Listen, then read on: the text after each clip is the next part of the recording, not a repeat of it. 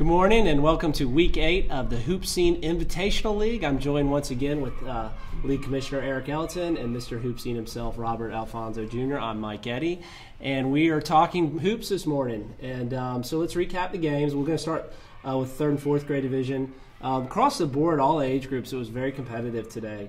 But let's start with the 3rd and 4th grade. The first game was Georgia Heat, who won over EOTO 35-26, I believe. Yeah, and it was competitive throughout. I mean, both teams really showed a lot of flair with their guard play, a lot of up-tempo movement, really being able to get up and down the floor. And one of the leaders for Georgia Heat was Brian Taylor.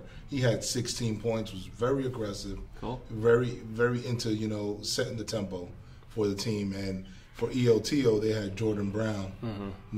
He had 14. And, again, it's just down the stretch, the Heat played a little bit more under control and with some composure. Right. Brian Taylor's certainly a kid we've talked about a few times. Yeah, that was a good win for the Heat. They've been so close all year, and that was just a good win for them. Absolutely. The other 3rd and 4th grade game, the Georgia Hawks won 24 over the 24-21 over the Atlanta Playmakers. Good, another tight game. Another tight game. Talked to Coach Byron Wilson after the game, and he was just happy to get this because this was actually a battle for the #1 seed in the playoffs coming up. Good. So, for the Hawks, it was little Brandon Stottlemyre had half the team's points, scored 12 of the team's 24. And on the Playmakers side, Mekhi McKinney, he had 10 for them, and just what was a good battle going back and forth, and it was really whoever had the ball last was going to win. Right, and that reminds me, this is our last week of the regular season. We're off next weekend, or this coming weekend, and then the following weekend we'll have the playoffs on Sunday, and that'll conclude the HoopSeen League. Let's talk about the 7th and 8th grade division.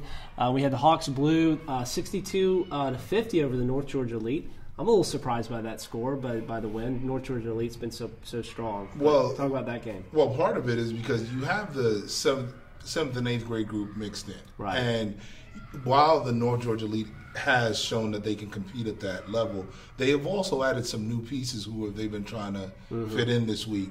But nevertheless, not to take anything away from the 8th grade Hawks Blue, they've been playing together all season, and Brandon Lofton stepped up and had a phenomenal game of 16 points. And really, they were able to impose their will over a year younger, which makes a major difference sometimes, over the Georgia Elite. And actually, you also have a name who we all are familiar with, associated with the North Georgia Elite, is Hiram Maxey, who had 10 points. Yeah. But again, they're adding some pieces, and they're really starting to prepare themselves, not just for the championship run, but definitely for the summer travel season. Yeah.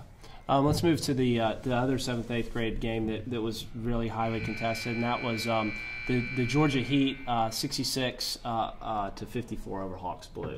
Yeah, and that game really highlighted two guys that we mention every single week. I mean, we might as well have them on the show as much as we talk about them. Yeah. But for the Heat, that's a team that has played well throughout the year. Absolutely.